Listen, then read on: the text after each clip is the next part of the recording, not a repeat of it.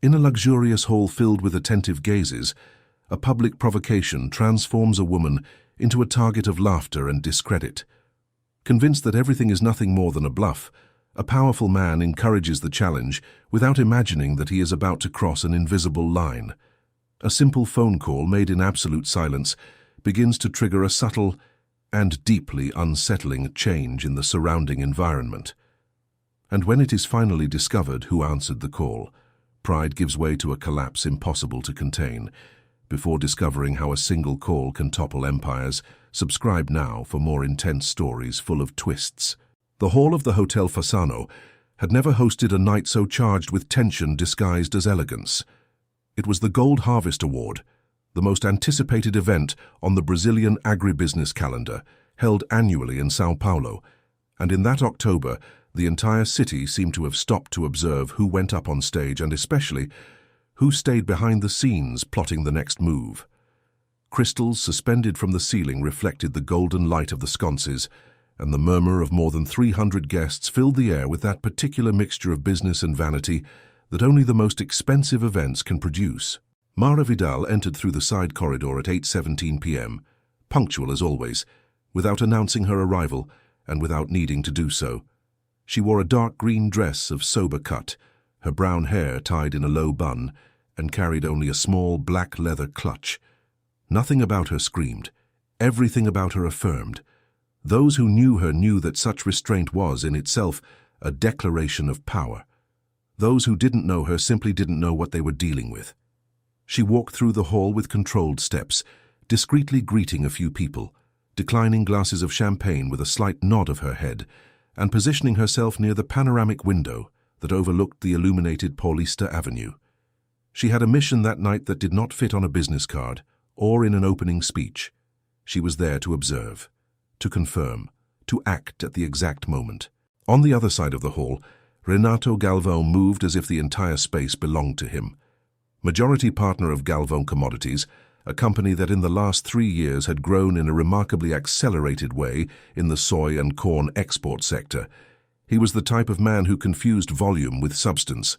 The loud voice, the burgundy suit with a golden lapel, the easy laugh, and the tendency to place a hand on someone else's shoulder without being invited composed a portrait that many tolerated because he distributed contracts with the same generosity with which he distributed pats on the back.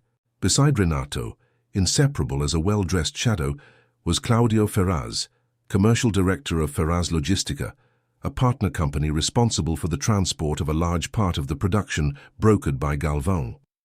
Claudio was more restrained than Renato, more calculating, and exactly for that reason more dangerous. While Renato made noise, Claudio observed. That night, however, both were drinking more than they should. Mara noticed them from the moment she entered. She didn't show it. She remained by the window, finally accepting a glass of sparkling water offered by a waiter, and exchanging brief words with a representative of a cooperative from Mato Grosso who had approached to comment on crop forecasts. It was a conversation she conducted with half her attention, because the other half was calibrated to the movements of the two men on the other side of the hall. It was Renato who saw her first. She noticed this by the way he interrupted his conversation, leaned in slightly to say something in Claudio's ear, and both turned their eyes in her direction. There was a smile. Not the cordial kind, the kind that precedes a performance. She knew that smile.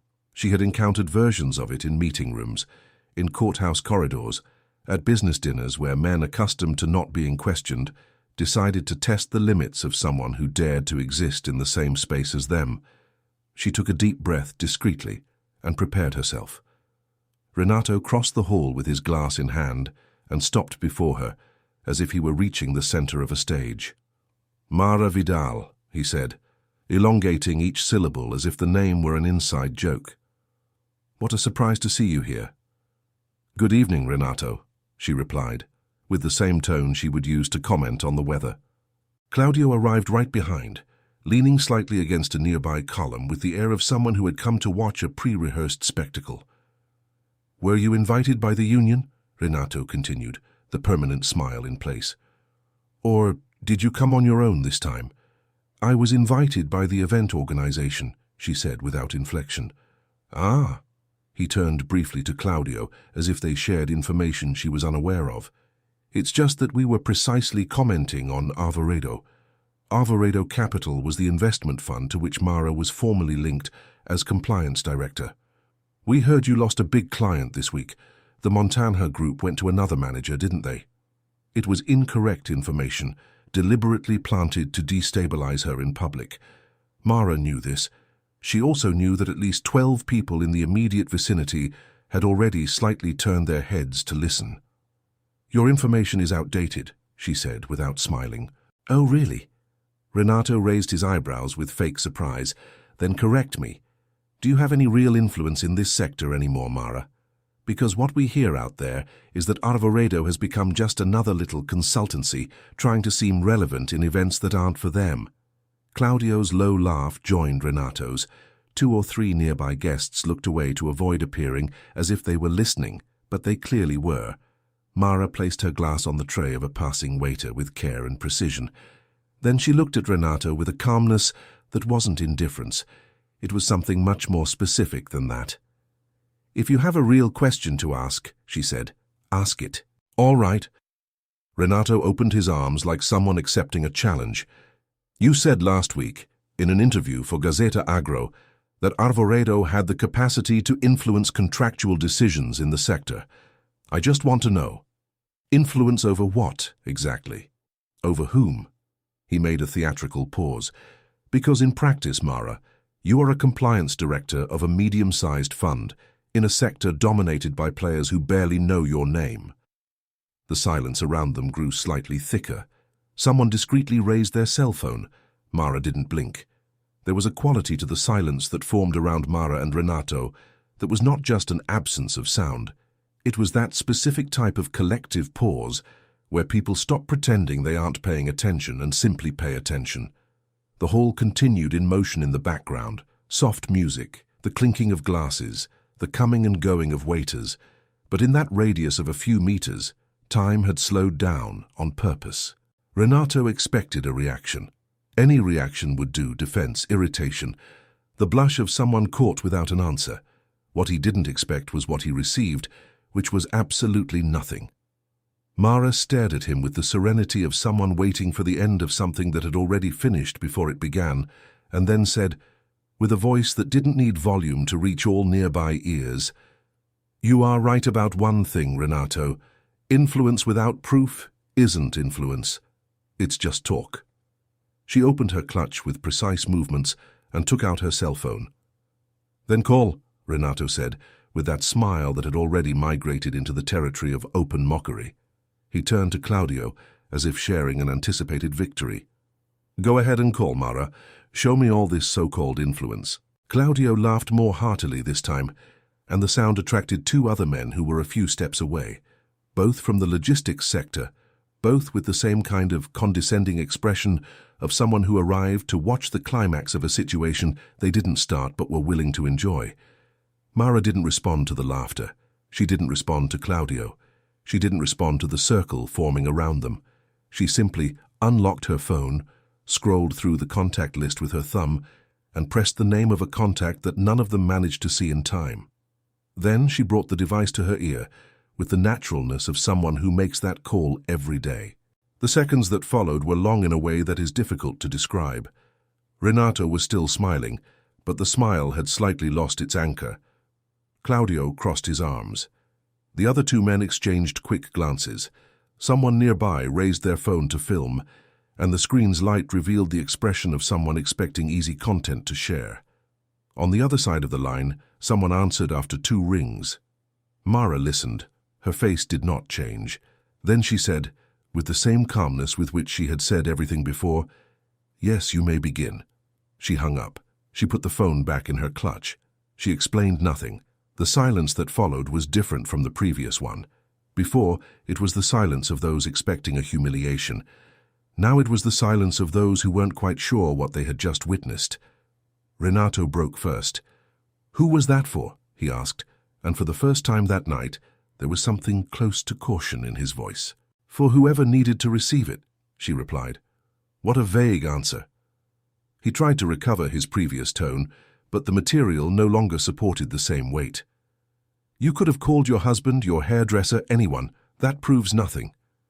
"I know," Mara said, and she smiled for the first time that night, briefly, almost imperceptibly. "I didn't need to prove anything to you." She took a new glass of water offered by a waiter and walked away toward the table area, leaving Renato in the center of that circle he had created with nothing left to do with it. Claudio watched her exit with an expression that tried to be disdain, but was becoming more like worry. "What a performance," Renato said to the men around him, regaining his volume. "Did you see that? She called some closed office just to seem important." He laughed. "This is the level of someone trying to play in this league without having the chips." The laughter responded, but with less conviction than before. In the next 20 minutes, the event followed its rhythm. The Master of Ceremonies took the stage for the official opening, the first awards were announced amidst polite applause, and Renato returned to his usual group, telling the story of Mara Vidal's mysterious call, as if it were an anecdote. Claudio drank and observed. Mara positioned herself at a discreet table near the side entrance, ordered a coffee, and discreetly opened a small notebook she took from her clutch. She wrote 3 words that no one around could read. She closed it. She drank her coffee. She waited. It was Claudio who noticed her first when something began to change. He was with his back to the main corridor when he felt a change in the movement pattern of the event security. They were hired by the organization. He knew them from other years, and there was something different in the way 2 of them crossed the hall now. Not rushed. Methodical. With that specific posture of someone who had received a new instruction. He turned his face toward the main entrance. 3 men and a woman in formal attire had just entered. They were not from the event organization.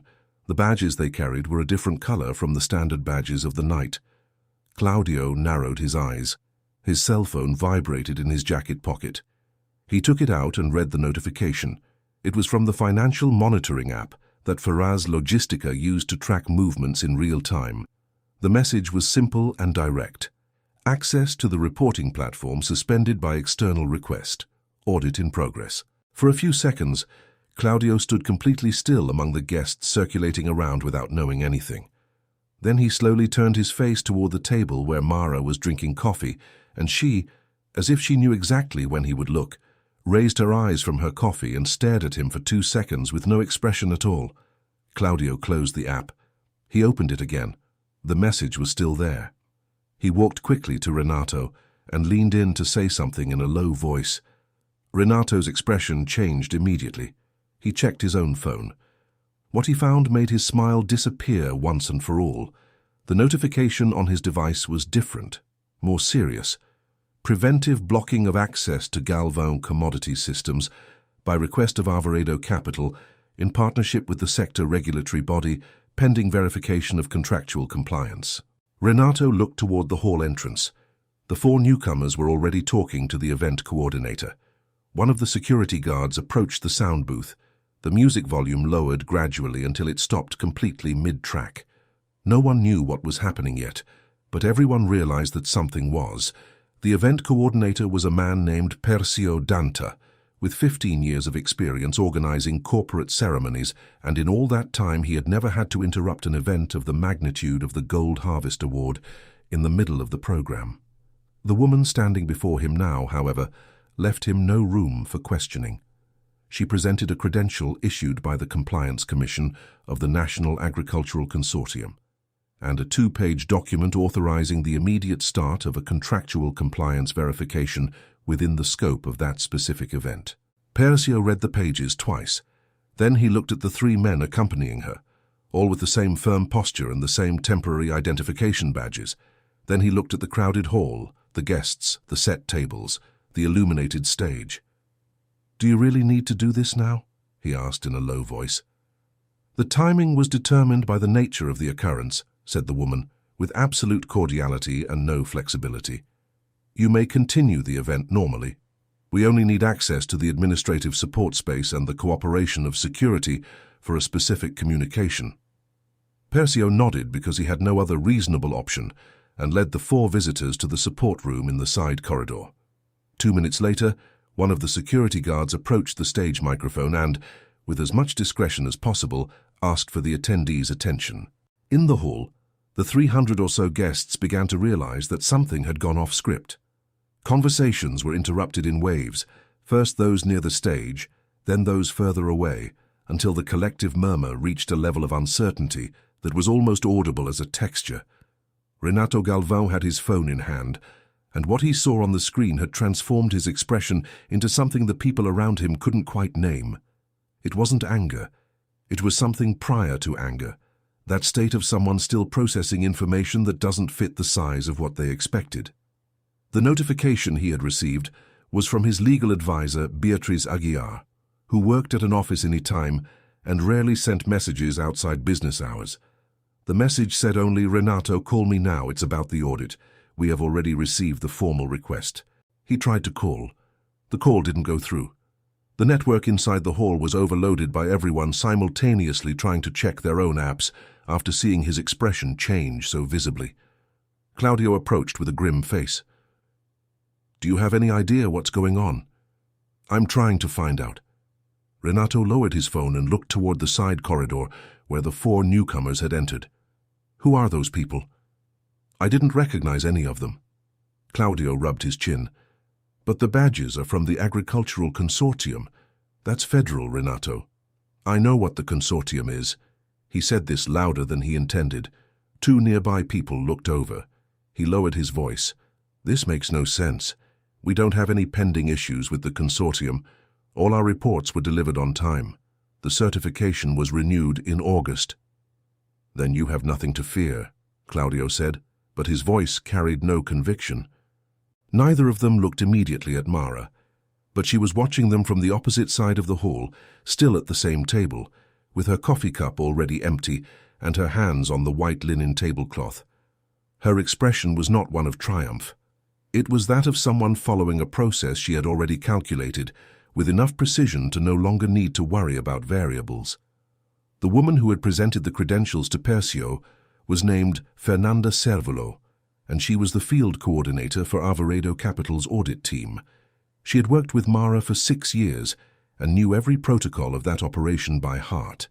In the support room, she opened a laptop and connected a device to the event's administrative system via prior authorization that had been requested 48 hours earlier, silently, without anyone in the Gold Harvest Award organization knowing exactly what it would serve. At 9:42 p.m., the side corridor doors opened again, and Fernanda returned to the hall followed by the 3 men. She walked directly to the center of the space and asked the stage microphone for the master of ceremonies to grant her the floor for a few minutes. The man, completely disoriented, handed over the microphone with the fixed smile of a professional who no longer knows what is happening, but knows it isn't his place to ask. "Good evening, everyone," Fernanda said, with that clarity of someone trained to keep their voice stable in any context. "In the name of the National Agricultural Consortium and Alvarado Capital, we communicate the start of an emergency contractual compliance verification authorized by the Sector Directorate regarding contracts signed between Galvão Commodities and Ferraz Logistica in the period from 2021 to 2024. The process is administrative in nature and does not affect the progress of the event. We ask the representatives of the mentioned companies to present themselves in the support room following this announcement." It lasted 45 seconds. The hall remained in complete silence during the entire speech and stayed that way for another 10 seconds after she finished. Renato felt 100 pairs of eyes turn in his direction at once. It was a physical sensation, like pressure. He had been the center of attention hundreds of times in that hall and others like it, but never this way. Never with that specific type of silence around him, which wasn't admiration or curiosity. It was something more like the collective wait to see what happens to someone who has just been called by name in public. Claudio stood still for 3 seconds. Then he said between his teeth, "Let's go, the sooner we resolve this the better." Renato didn't move immediately. He swept the hall with his eyes and found her finally at that table near the side entrance. Mara Vidal was watching him. She didn't smile. She didn't make any gesture. She was just present, completely present, with that quality of attention that he had interpreted as indifference since the beginning of the night, and which now, with everything that had just happened around him, he began to read in a completely different way. He took a step toward her before stopping. Claudio lightly touched his arm. "Not now," he said in a low voice. "We need to understand what is in the documentation before anything else." Renato turned his face, took a deep breath, and walked toward the side corridor with Claudio by his side. The entire room watched. The support room of the Hotel Fasano was large by the standards of event-side corridors. An oval table with 8 chairs, a counter with audiovisual equipment, and a glass panel overlooking the hotel's internal garden.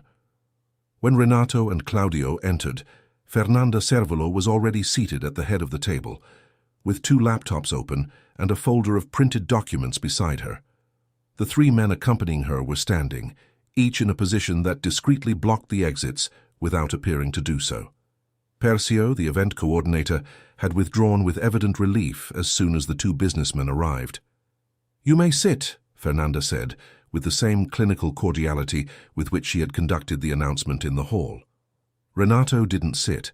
He stood before the table with his arms open in a gesture that wanted to be imposing, but was becoming more like defense.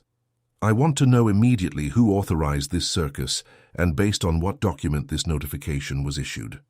"Based on Articles 14 and 16 of the Contractual Compliance Regulation of the National Agricultural Consortium," Fernanda said, without raising her voice. "Articles that appear in the terms of the contracts signed by Galvão Commodities in 2021, 2022, and 2023. You can check the marked pages in the folder in front of you." Claudio sat down. He pulled the folder and began to flip through it. Renato remained standing for another 10 seconds, as if sitting were a concession he wasn't willing to make, and then he sat too, because staying standing had ceased to mean anything. "What irregularities exactly are you alleging?" Claudio asked, with the more controlled tone of the 2. "We are not alleging irregularities," Fernanda said. "We are verifying compliance. There is a difference. The verification was requested by Arvoredo Capital in its capacity as a minority shareholder of the consortium, based on analyses of contractual movements over the last 3 years that showed inconsistencies in transfer reports." Claudio raised his eyes from the folder. "Arvoredo is a shareholder of the consortium." "Since February 2022, Fernanda said. The silence that followed lasted only a few seconds, but it was the kind of silence where 2 people simultaneously realize they didn't have information they should have had. Renato looked at Claudio. Claudio looked at the folder. In the main hall, the event had resumed in a visibly different tone. The master of ceremonies tried to conduct the program with his usual excitement, but the air had definitely changed composition by that hour. Conversations that previously circulated about harvests, weather forecasts, and market expansion had given way almost completely to speculation about what was happening in the back room. Those who knew Galvão Commodities looked for those who knew them even better. Those who knew Ferraz Logistica did the same. A freelance journalist named Patricia Moll, who was covering the event for a specialized publication in the sector, had discreetly opened her cell phone recorder in her pocket and was gathering as many spontaneous statements as possible without appearing to do so. She was experienced enough to know that the best stories began exactly like this, not with a scheduled interview, but with a hall full of well-dressed people who suddenly couldn't control what they said anymore. Mara had left the hall immediately after Renato and Claudio were led to the corridor. She didn't go to the support room. There was no need. She went up to the hotel mezzanine, found an armchair at an angle that gave a partial view of the internal garden, and from there she could see the light on behind the glass panel of the room where the audit was taking place. She took out her phone and read the updates Fernanda sent in short, precise messages every 15 minutes. The first message arrived at 10:08 p.m. Documentation received, analysis in progress. The second, at 10:26 p.m., Ferraz contesting the calculation methodology, waiting for a response from their legal counsel. The third, at 10:41 p.m., had more content. We found the transfer reports with altered dates. Confirmed what you suspected. Following protocol. Mara closed her phone. She looked at the hotel's illuminated garden, at the ornamental palm trees swaying slightly from the external air conditioning, and remained in silence for a moment. There was no pleasure in the confirmation. There was only that specific sensation that accompanies the end of a long process, a kind of relief that isn't joy. It's simply the weight that ceases to exist when an account is finally settled. She had known Galvão Commodities for longer than Renato imagined. She had studied that company, those contracts, those dates.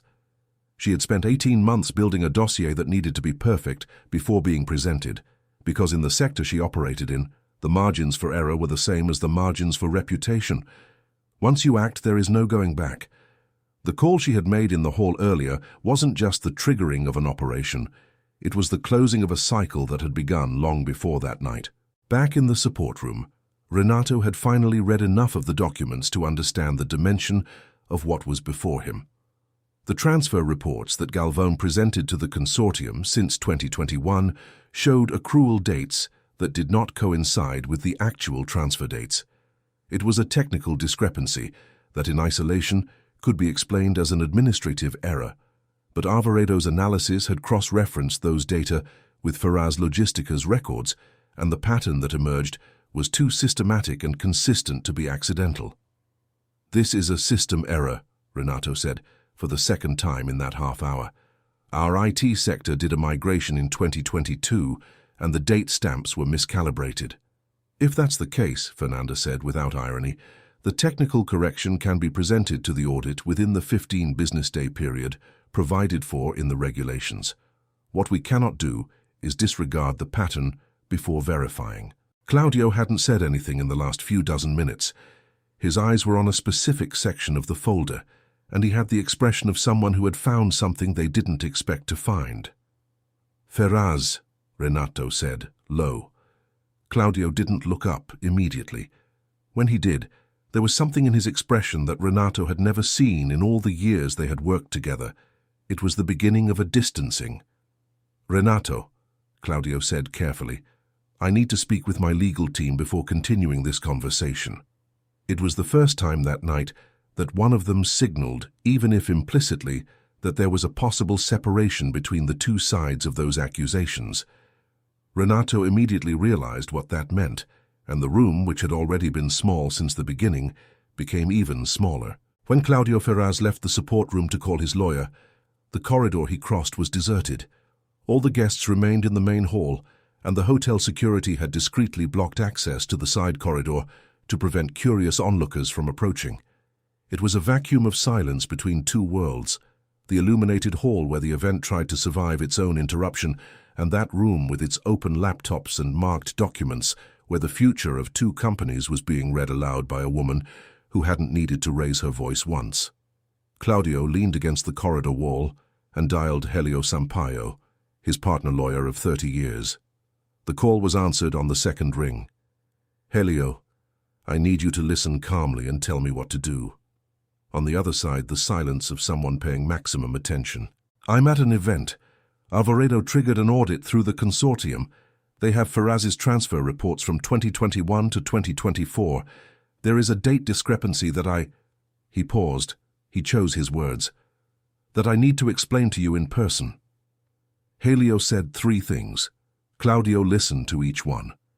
Then he hung up, stood for a few seconds looking at the corridor floor, and then returned to the room with a decision made that he hadn't made when he left. Renato was still sitting. Fernanda had taken a second set of documents from the folder and arranged them on the table in chronological order. The 3 men accompanying Fernanda remained standing, impassive. "Ferraz," Renato said when Claudio entered. "Did you go talk to Sampaio?" "I did." Claudio sat down.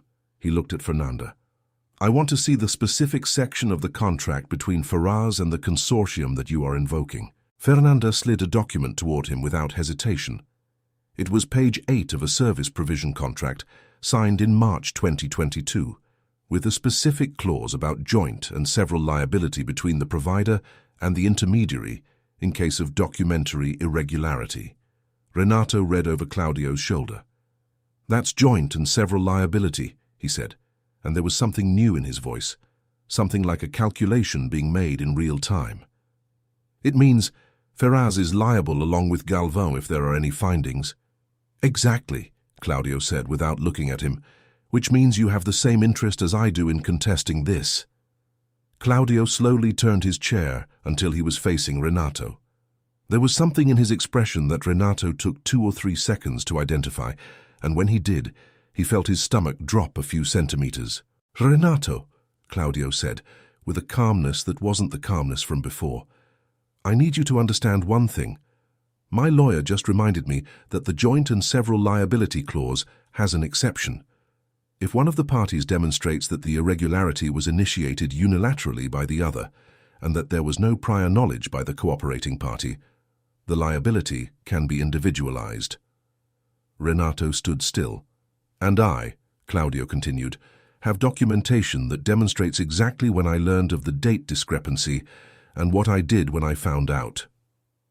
What followed in that room was the kind of silence that isn't just an absence of sound, it's an absence of pretense.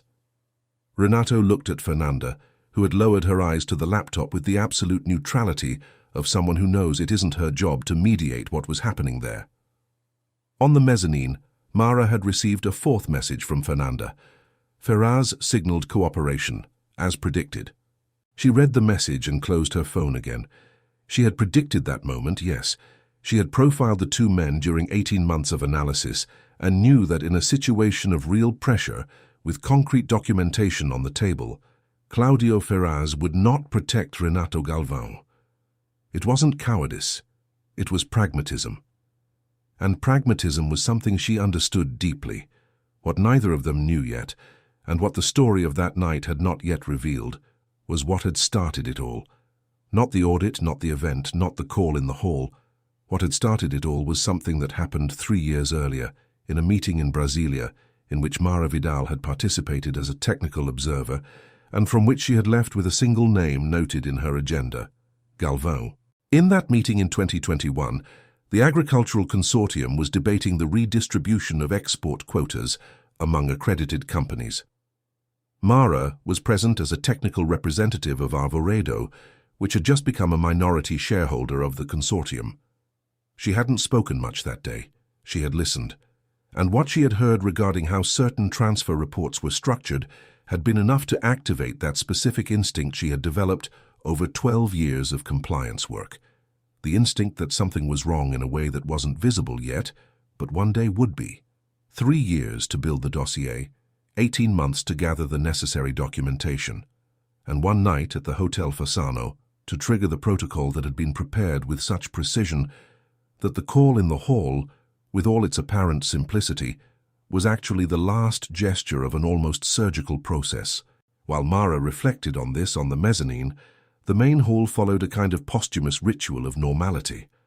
The Master of Ceremonies had announced 2 more awards, applause came, photos were taken, but the air had definitely changed. Patricia Moll had sent her first note to the editorial desk: Gold Harvest Award interrupted by emergency audit. Galvão Commodities and Ferraz Logistica under investigation. She didn't have all the details yet. She had enough.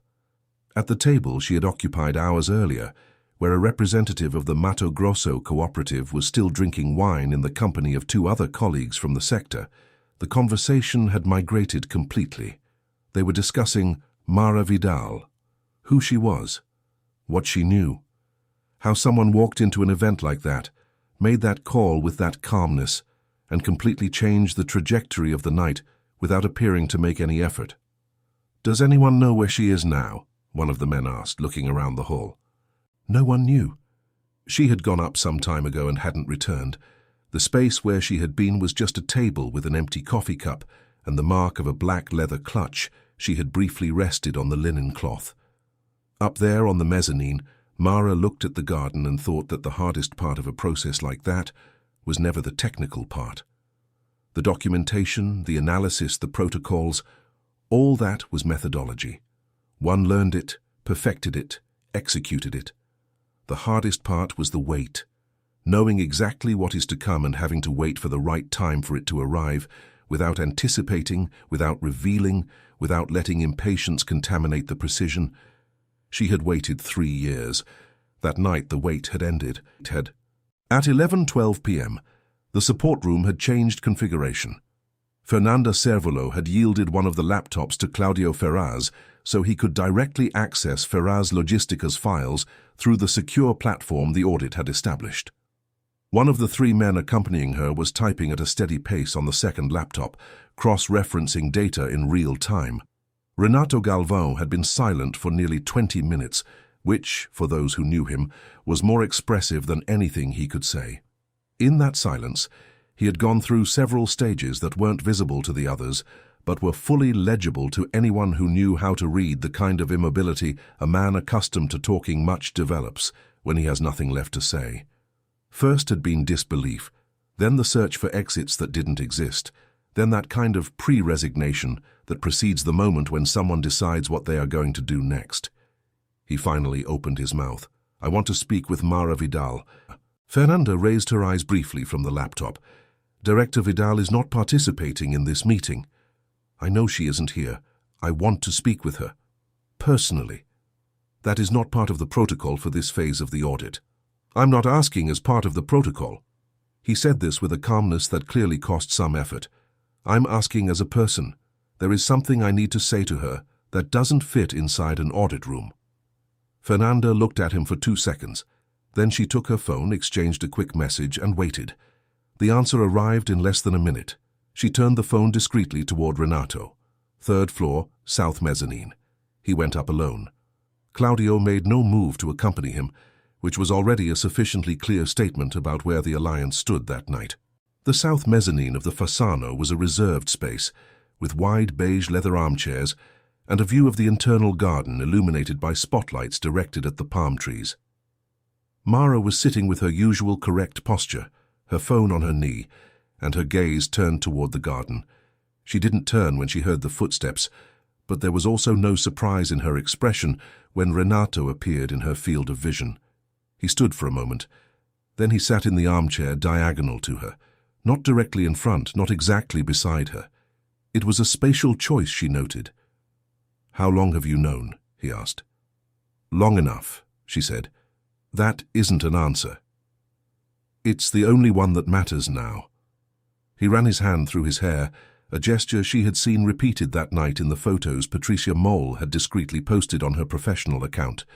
It was the gesture of someone searching for a thread they already know they won't find. "You were at the 2021 meeting," he said. It wasn't a question. Mara turned her face to him. "Brasilia, October, Export Quota Commission." Renato looked at the garden. "I remember you there. You were in a chair in the 2nd row on the left side. You didn't say anything. I was listening." "Listening to what, exactly?" She didn't answer immediately. There was a difference between what she was willing to explain at that moment and what was in the audit protocol, and that difference was where Mara Vidal operated with the most care. "Renato," she said eventually, "have you ever wondered why I agreed to participate in this event tonight?" He stared at her. "I was invited by the organization, as I told you earlier, but I could have declined, as I do with most events of this nature. I chose to come because I knew you would be here, and because I knew you, with the confidence you developed over the last few years, were going to do exactly what you did. Put me in a public space and challenge me to prove something." Renato's silence was heavy. "I needed you to do that. Not because I needed a pretext. The audit was authorized regardless of what happened tonight. But because I wanted you to understand, in front of people who have known you for years, that the way you treat those you don't respect has consequences that don't end when the hall closes." Renato looked at her for a long time, and there was something in that look that was different from everything he had shown in the previous hours. It wasn't anger. It wasn't calculation. It was something much harder to sustain than either. It was the beginning of recognition. "You're good at this," he said finally. "At work. At everything." He said it without irony. "At being precise. At waiting. At not needing approval to act." Mara didn't answer. She had learned long ago that moments when adversaries started to praise were the moments that called for more silence, not less. "What happens now?" he asked. "The audit follows the protocol. You will have 15 days to present complementary documentation with a technical explanation for the discrepancies. If the explanation is insufficient, the consortium issues a formal notification and the contracts enter a review regime." And if I don't present it? Then the contractual review is automatic.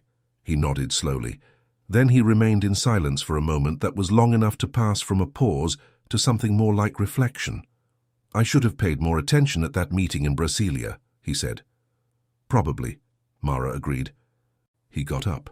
He stood for an instant before her, with that expression of someone who still has things to say, but realizes none of them have a place in the kind of conversation they are having. Good night, Mara. Good night, Renato. He walked back toward the corridor. She heard the footsteps distance themselves and then disappear, and she stayed a few more minutes looking at the garden. The palm trees swayed with that same soft movement from the beginning of the night. The hotel continued to function around her. Somewhere below, the Gold Harvest Award was ending its official program, the last applause arriving muffled by the ceiling and the carpets. Mara Vidal had arrived at the Fasano with a job to do, and she had done it. But what was happening inside her now on that silent mezzanine was more complicated than the satisfaction of a fulfilled protocol. There was something she hadn't said to Renato yet, something he didn't know, that the audit hadn't yet revealed, and that would completely transform the meaning of everything that had happened that night. And that something had a name she had known for longer than the 3 years of the dossier. A name that had changed the trajectory of Alvarado Capital, Galvão Commodities, and her own career in a way that would only be fully visible the next morning, when the documents of the second phase of the audit reached the right desks. She took her phone and typed a single line to Fernanda. You may release the second folder. The second folder arrived at the support room at 11:42 p.m., transmitted in encrypted form from an external server that Fernanda accessed with a password she had received from Mara via text message hours before the event. It was a file of 207 pages. Fernanda opened it and spent a few moments reading only the cover before raising her eyes and looking at Claudio, who had stayed in the room while Renato went up to the mezzanine and who now, noticing the change in her expression, approached the screen. He read the cover. He stood still. This can't be here, he said. It is, Fernanda said, with the permanent neutrality she had maintained throughout the night. Renato returned from the mezzanine and found the room with a different atmosphere than the one he had left. Claudio was with his back to the door, staring fixedly at Fernanda's laptop. The two men who had until then stood on the edges of the room were now sitting, one of them typing, another reading paper. The third person on Fernanda's team had left and returned with another printed folder. What is this? Renato said, stopping in the center of the room. Claudio turned slowly, and Renato knew by the way he did it, by the way his shoulders were positioned and his eyes didn't meet his with the same precision as before, that what was on that screen was something that changed the proportions of what had already been revealed. Sit, Fernanda said. Renato sat. The second folder contained an analysis that Alvarado Capital had commissioned independently starting in 2022, when Mara realized that the discrepancies in the transfer reports were not just administrative errors, but followed a pattern that suggested something more structured. The analysis had identified a series of warehouse sublease contracts that Galvão Commodities registered in the names of third parties, intermediary companies with no operational history, that received payments for storage services that had never actually occurred. These amounts were then redirected to Galvão through paths that diluted into a cascade of smaller transactions.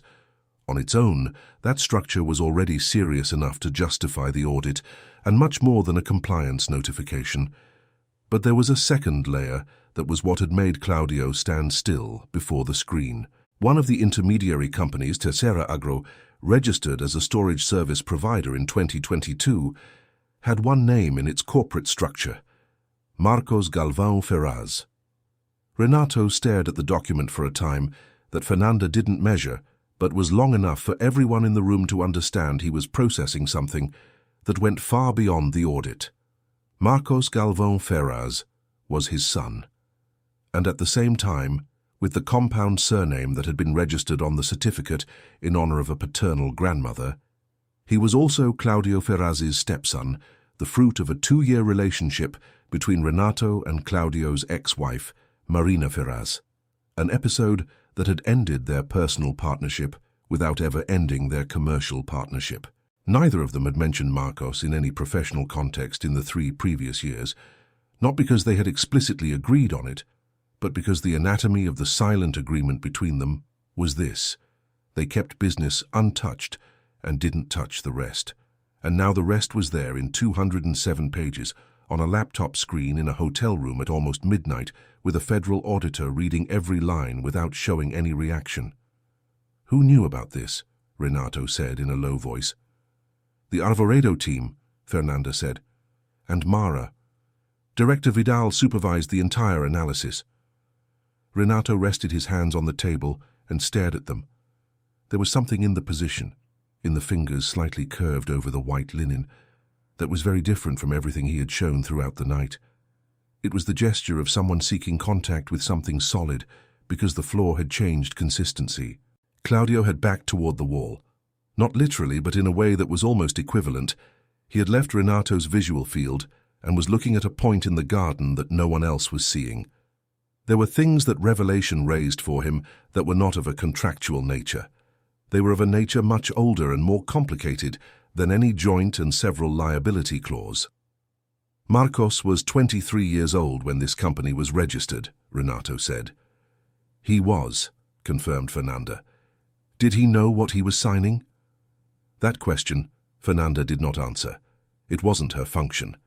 It was a question that belonged to another type of conversation. On the mezzanine, Mara had descended. She was now in the side corridor outside the support room, leaning against the wall with her phone in hand. She hadn't planned to be there at that moment, but there was something that had brought her close. Not to listen because she knew what was being said, but to be available when necessary. And it was at that moment that the room door opened and Renato walked out. He saw her immediately. He stopped. The two stayed in the corridor for a few seconds without saying anything. "You knew about Marcos," he said. "Yes. For how long?" "Since the analysis identified Tercera Agro, about a year ago." Renato took a deep breath. There was something in the way he looked at her now that was different from all previous ways. It was no longer the disdain from the beginning of the night, nor the caution from the mezzanine. It was something more like the expression of someone being forced to do a profound revision of what they had underestimated. "Why did you wait until now?"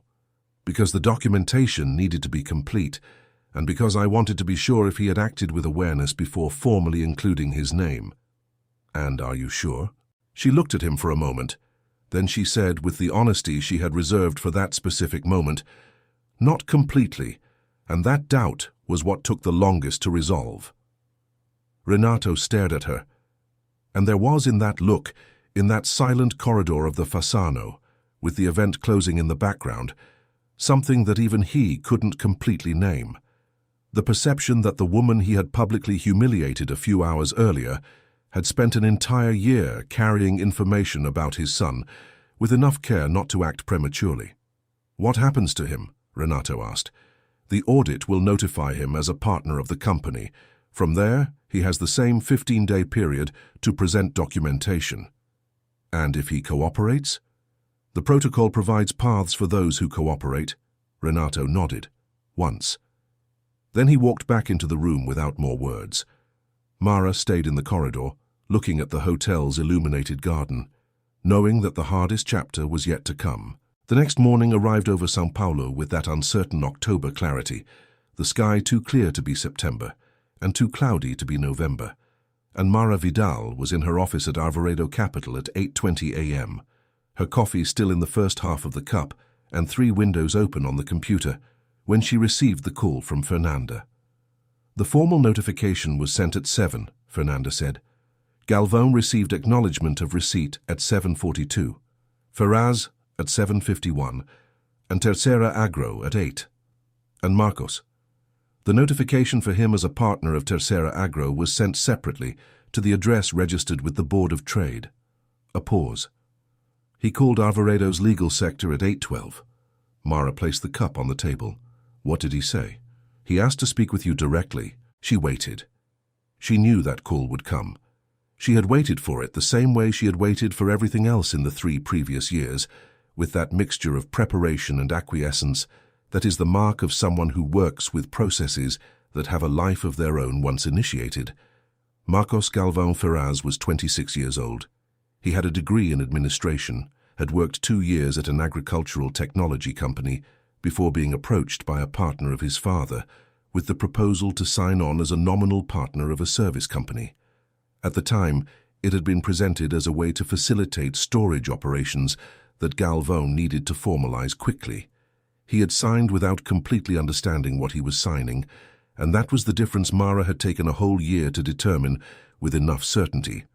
The call came at 8:34.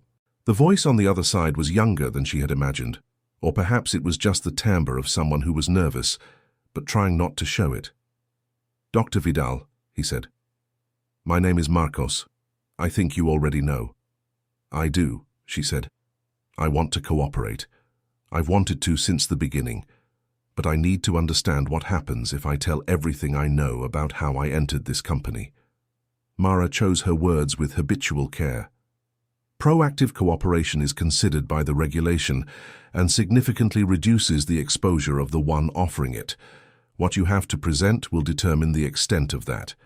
But before anything else, you need independent legal representation. Not your father's lawyer, not Ferraz Logisticas, someone who is exclusively yours. Silence for a few seconds. "He doesn't know I'm calling you." "It isn't necessary for him to know at this moment." Another pause. "Why did you give me that information about needing an independent lawyer? You could have just told me to appear for the notification." It was an intelligent question. Mara was satisfied with it, not in a condescending way, but with the genuine recognition of someone who appreciates clarity when they find it in unexpected places. Because a young person who was placed in a situation they didn't completely understand deserves to know exactly what their options are before speaking with any involved party, including mine. The silence that followed was different from the previous ones. It was the silence of someone recalibrating the image they had of a situation. "Thank you," Marcos said. "Hire the lawyer first, then get in touch with our legal team." She hung up and stared out the office window for a few seconds. Itaim Bibi was waking up around the building with its usual rhythm of horns and shoe soles on the asphalt. There was something in that call that had confirmed what she had suspected throughout a year of analysis. Marcos Galvão Ferraz was a young man who had been instrumentalized by people who knew exactly what they were doing and who had counted on the fact that he wouldn't understand enough to question. At that same moment, in an apartment in Campobello, Renato Galvão was sitting at the kitchen table with a cold coffee in front of him and his phone in hand. He had spent the night awake, not because the legal situation kept him up.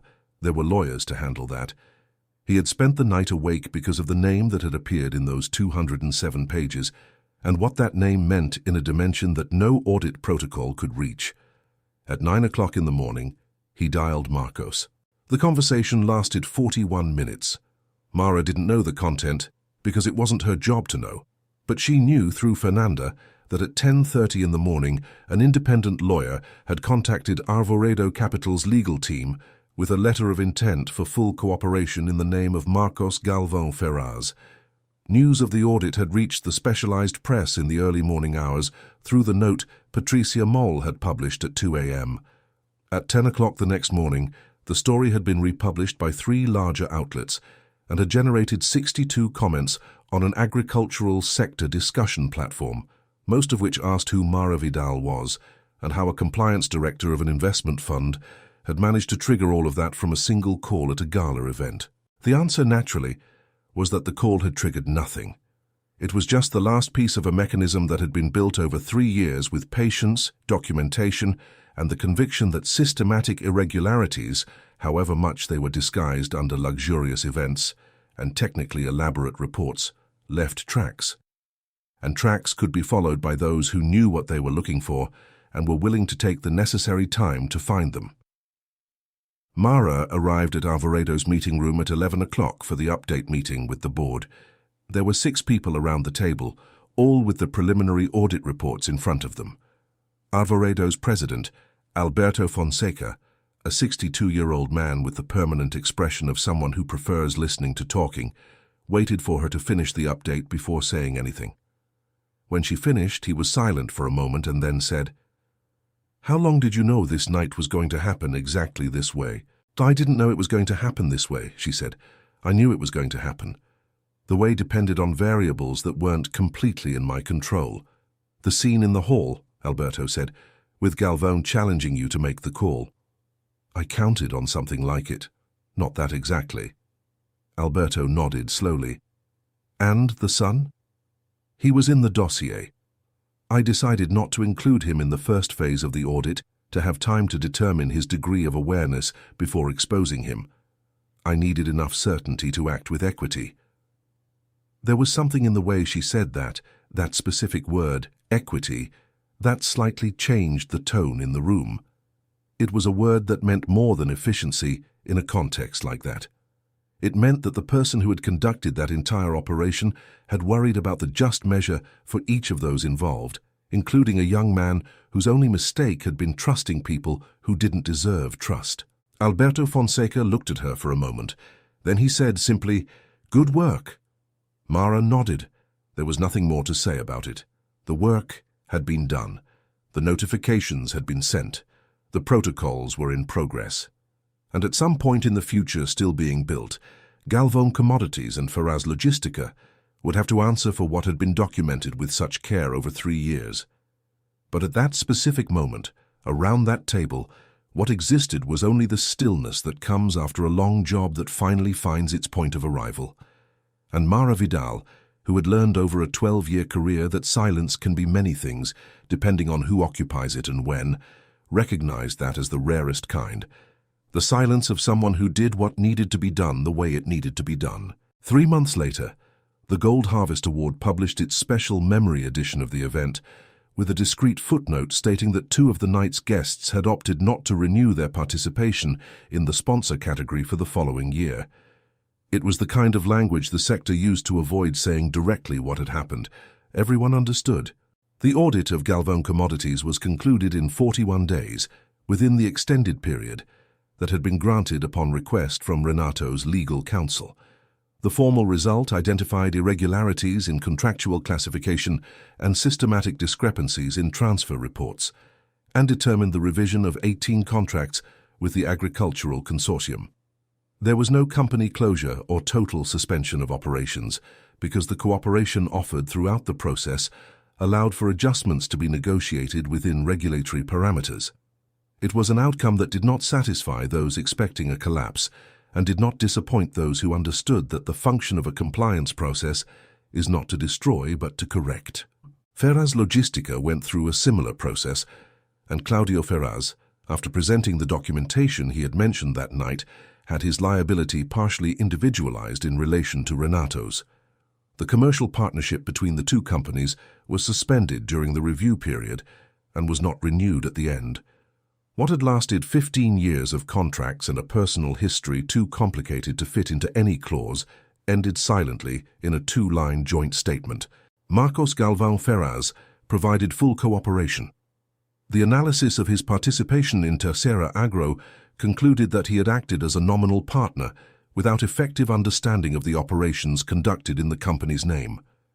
His notification was closed without formal penalty, with the recommendation that the company be regularly dissolved through a standard administrative process. He called Mara twice after that, the first time to thank her, the second to ask if there was any way to contribute to compliance processes in the future from a different perspective, the perspective of someone who had been on the other side and learned what is learned when one is on the other side. She recommended him for a training program Alvarado maintained in partnership with a federal university. He accepted. Patricia Moll's story was published in an expanded version a week after the event, in an investigative journalism outlet specialized in agribusiness, and received 2 mentions in larger circulation publications the following month. In none of them had Mara given an interview. In all of them her name appeared with the same title, Compliance Director of Alvarado Capital. Nothing more needed to be said. In November, Mara was invited to a conference on contractual compliance in the agro-industrial sector in Brasilia, the same city where she had been 3 years earlier, sitting in the second row of a commission, hearing things that most people in the room hadn't paid enough attention to retain. She accepted the invitation, She prepared a presentation of 42 slides on the methodology of pattern analysis in transfer reports, without mentioning Galvão by name, because the principles she had applied did not belong to a specific case. They belonged to a practice. In the week leading up to the conference, Alberto Fonseca called her to his office for a conversation that had been scheduled with an unusual amount of lead time for their usual pace. "I'm thinking of creating a market integrity directorate," he said without preamble, "separate from compliance with a broader scope, including regulatory relationships, field team training, and the development of our own methodology." He paused. "I want you to lead it." Mara was silent for a moment, not out of surprise, because she had learned not to be surprised by things she had somehow anticipated, but out of genuine consideration, because leading something new was different from conducting something existing with precision, and she knew exactly what the difference was. "I need real autonomy to hire the team," she said. "You have it. And an action protocol that doesn't require prior approval in urgent cases. Write the protocol, present it to the board. If it's within reasonable limits, I'll approve it." She nodded. "Then yes." On the afternoon of that same day, leaving the Arvoredo building toward Paulista Avenue, with the November sun still warm enough to call for sunglasses, Mara Vidal thought of the hall at the Hotel Fasano, of the laughter that had echoed around her on the night of the award, of the phone she had raised to her ear with the calmness of someone who already knows what happens next. She thought of the 2-ring call that had been answered, of the 3 words she had said, and how those 3 words had been just the final point of a sentence that had begun 3 years earlier in a room in Brasilia where a woman had chosen to listen instead of speak. There was a lesson in all of that, which she knew didn't fit in a 42-slide presentation or in a directorate protocol. It was a lesson that only existed as experience, accumulated over years of work in spaces where power frequently confused volume with substance and presence with approval. The lesson was simple and complicated at the same time, as true things tend to be. Those who know exactly what they have in their hands don't need to scream it. And those who laugh before understanding usually regret it later. She put on her sunglasses. She walked toward the subway. The city continued around her with all its speed and noise, and Mara Vidal, who had learned to operate with precision within the chaos, walked through it as she always had, without haste, without the need for approval, and completely certain of where she was going. If this story touched something in you, if you recognized in it some truth about patience, about the strength of those who act at the right moment, about the power that belongs to those who do the work with integrity before reaping any recognition, then it fulfilled its purpose. Stories like Mara's exist to remind us that the backstage of every great moment is always larger than the moment itself, and it is in the backstage that real people are formed. Subscribe to the channel and turn on the bell so that every new story reaches you at the exact moment it is released. Leave your comment below. Have you ever gone through a moment where you needed to trust the process and wait for the right time to act? Your story also deserves to be told. Like the video if you felt it was worth every minute, and share it with someone who needs to hear that silence sometimes is the most powerful form of response. We'll meet in the next story. End of story.